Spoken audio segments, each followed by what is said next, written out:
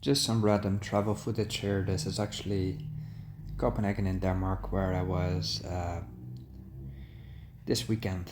Anyway, I've been thinking a bit about Bulgaria and my life there, and being there 9.5 years recently. My boss, who I've been working for since about 1 year, current company I'm very happy with. They know I'm quite internationally oriented, and they said, "Look, we really want to keep you, and we understand that you're, moving around, you're interested in the world. If we can ever make you settle in another place, if you want that, we'll assist you with that." I basically said, "Well, that's all very nice of you, but that has implications on cost of living, salary, obviously, whatnot, payroll. My rent would increase probably. Taxes are higher," and they said, "Yeah, we'll just take that up with payroll and take care of it." And I said, obviously I need to make a sort of lateral move because it doesn't make sense to, for example, request Switzerland and then, it would double my pay and probably that won't get approval because it would just be less attractive to have me. And they said, "No, we'll even keep you in that scenario. Yeah, it will need approval, but most likely we can make that work." So that put me in the frightening and also very attractive position of basically being able to live wherever I want. And isn't that a great problem to have?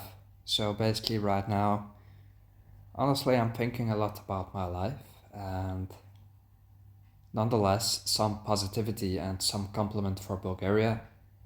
I haven't found a more attractive place, which might sound a bit strange because internationally, Bulgaria, I've now switched to videos of Italy just because I'm running out of footage of Bulgaria. But I'm not finding a better place in terms of cost of living, climate, people, connectivity, anywhere in Europe at this very moment. Now again, this may sound very strange, but when it comes to climate, Bulgaria is pretty much perfect year round.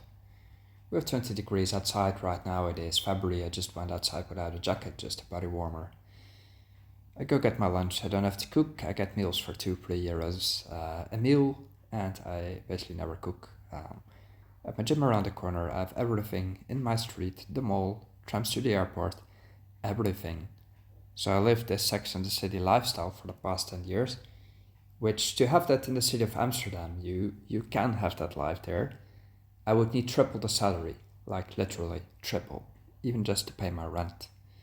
And then to have all the other things that I currently enjoy, the meals, the flights, the gyms, the central location.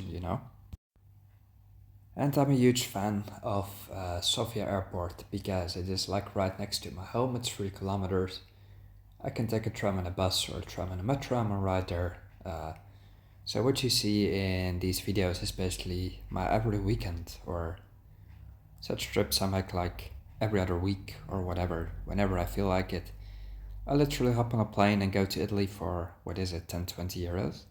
To Denmark, whatever I feel like truly. And I can easily afford these trips, even if it was more expensive. But Bulgaria has the advantage of being so low tax and no eco taxes and that other stuff and nonsense. You get on a plane for 10 euros, and I'm a big fan of these low cost airlines, Ryanair, Wizz Air, because they've literally given the whole working class, including lower classes, the ability to travel for cheap, for basically nothing, while having a spotless safety record. So I'm not complaining about these airlines. They've literally been a godsend, and I've used them for the past 10 years, literally hundreds of times. And this connectivity with the rest of Europe would already be reduced when I start living in Italy because you deal with a tourist boom, so you're stuck in line. If you go live in the Czech Republic, Prague doesn't have Wizz Air or Ryanair flights to the Netherlands. I would be flying KLM for 300 euros a pop. Warsaw has flights from Warsaw Modlin Airport, which is like 20 kilometers outside the center, so I wouldn't be able to go there by bus and tram. If I were to live in Helsinki, my flights would be severely limited as well because you don't, for example, have daily flights to the Netherlands unless with Finnair for, another huge amount. but your weekend trips would be reduced to nothing because it is also very far away from the rest of Europe. Were I to live in Italy, I would probably suffer bad internet, worse meals in the sense that I'm not a big fan of the Italian cuisine. Don't find it very varied. It has a lot of dough and stuff. Give me Bulgaria any day.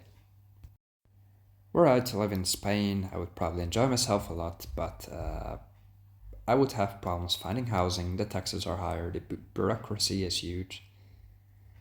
I speak Bulgarian fluently, so by now I'm currently thinking I don't think I'll find a sweeter spot in Europe. Maybe Romania, I've already lived there. Taxes are also quite low. They are quite my people as well. But again, then you might as well stay in Bulgaria. I cannot go to Greece again to the bad internet, high taxes, bad healthcare. Keeping that in mind, if I want to see a dentist in Bulgaria, I've literally went the past week. I just ping him and I can come. Same with doctors. If I want to see a cardiologist right now, I'll do that literally in this moment and they're free to see you. The actual specialist, you don't need a referral from the GP. And it will be insured by my work insurance. And literally everything is in such a sweet spot that